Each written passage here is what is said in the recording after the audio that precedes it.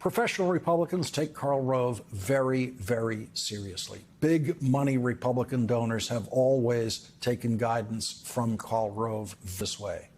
Ms. Harris was often on offense, leaving Mr. Trump visibly rattled as she launched rocket after rocket at him. A New York Times analysis found she spent 46% of her time on the attack, while Mr. Trump devoted 29% of his time to going after her. Debates aren't won on defense. Ms. Harris pressed Mr. Trump on the economy, the Ukraine war, foreign policy, health care, the January 6th attack, and especially abortion, leaving him flustered and often incoherent. Mr. Trump had to know the vice president would try to get him to lose his cool. She did. She went after him on his multiple indictments. She called him weak and belittled him as a six-time bankrupt, spoiled inheritor of wealth. She said his former national security advisor thought him, in her words, dangerous and unfit for the Oval Office. He took the bait almost every time she put it on the hook. Rather than dismissing her attacks and launching his strongest counter-arguments against her, Mr. Trump got furious. As her attacks continued, his voice rose. He gripped the podium more often and more firmly. He grimaced and shook his head, at times responding with wild, fanciful rhetoric. Mr. Trump offered angry responses, pursed his lips and eyes darting mostly down, seldom looking at her. And what was it with his makeup that left white circles around his eyes? And so Republicans reading Karl Rove's assessment of the debate in the Wall Street Journal is as depressing as watching the debate was for those Republicans. Karl Rove continued, "It matters how debating candidates carry themselves. There, it was no contest. Ms. Harris came across as calm, confident, strong, and focused on the future. Mr. Trump came across as hot, angry, and fixated on the past, especially his own. She mastered the split screen, projecting confidence and wordlessly undercutting him by smiling while shaking her head as he spoke. Many undecided and swing voters will make up their minds less on any single issue than on their visceral reactions to the candidates. Ms. Harris did herself much good with that crowd Tuesday. Mr. Trump didn't. Even voters wanted to learn something new and reassuring about the candidates in the debate. She provided them plenty, while he didn't. There's no putting lipstick on this pig." Mr. Trump was crushed by a woman he previously dismissed as dumb as a rock, which raises the question, what does that make him? The answer to that question was provided by Kamala Harris in the debate. "I have talked with military leaders, some of whom worked with you, and they say you're a disgrace." You know who won a debate when one candidate uses the debate in a campaign commercial and the other doesn't. I want to turn to the issue of abortion. For 52 years, they've been trying to get Roe v. Wade into the states. I did a great service in doing it. It took courage to do it. And the Supreme Court had great courage in doing it. I have talked with women around our country. You want to talk about this is what people wanted? Pregnant women who want to carry a pregnancy to term, suffering from a miscarriage, being denied care in an emergency room because the healthcare providers are afraid they might go to jail, and she's bleeding out in a car in the parking lot. She didn't want that. Her husband didn't want that. A 12 or 13-year-old survivor of incest being forced to carry a pregnancy to term. They don't want that.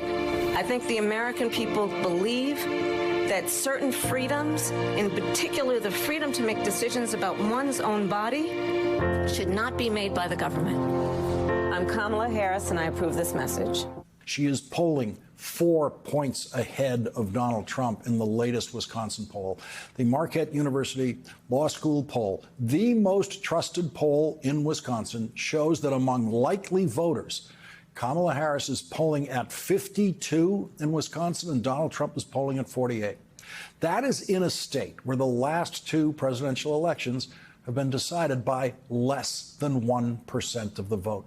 A 4-point gap in the Marquette poll in Wisconsin among likely voters is more than what Democrats could have reasonably hoped for at this point in the campaign. And that polling was completed before Wisconsin watched what Karl Rove saw in that debate, which Karl Rove describes this way. If Donald Trump loses North Carolina this time, that would virtually eliminate any Trump chance of winning the Electoral College. With recent polls in North Carolina showing a 3-point gap between the candidates, the most recent poll shows Kamala Harris at 50 and Donald Trump at 47. If that's what happens on Election Day in North Carolina, Kamala Harris will be president. Here is North Carolina Governor Roy Cooper speaking to NBC's Nnamdi Egbuonu tonight after Vice President Harris's campaign event. There's a reason why Donald Trump spent more money in August in North Carolina than any other state, because they're panicking. They know that Kamala Harris is at least tied or maybe even taking the lead in North Carolina. Donald Trump has no other path to the presidency. He must win North Carolina. We know that if Kamala Harris wins North Carolina, she is the next president of the United States. We did this in 2008. North Carolina voted for Barack Obama and made history. North Carolina is ready to make history again. Here's Vice President Harris in Greensboro, North Carolina, earlier this evening.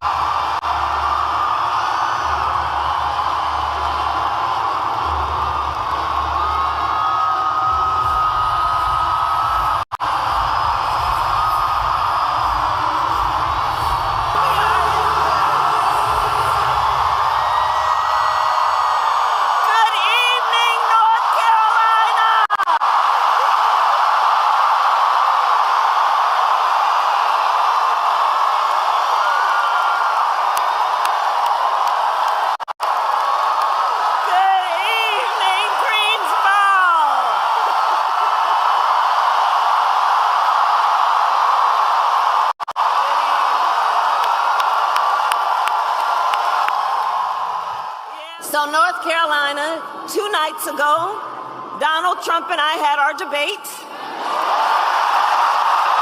You watched it? Did you watch it?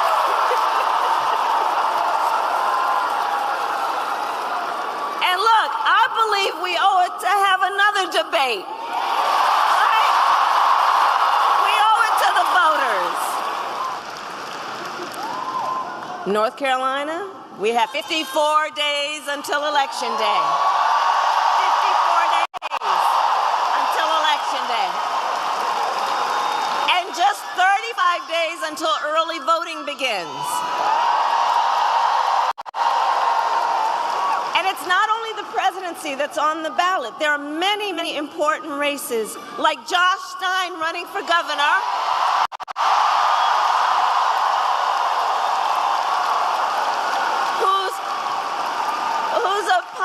Whose opponent was handpicked by Donald Trump because he wants a total ban on abortion in this state. And that is just one of the many stakes that are at play in this election. But see, we know the power is with the people. The power is with the people.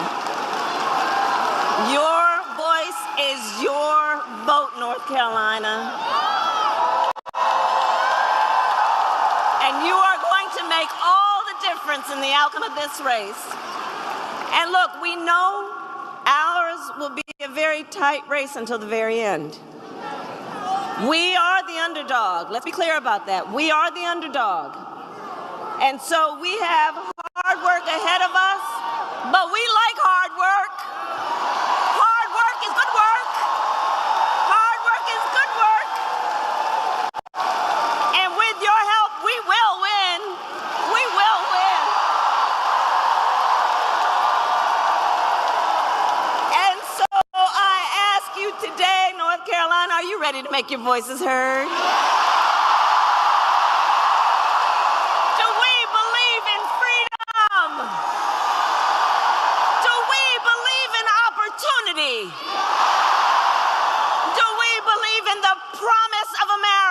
And are we ready to fight for it?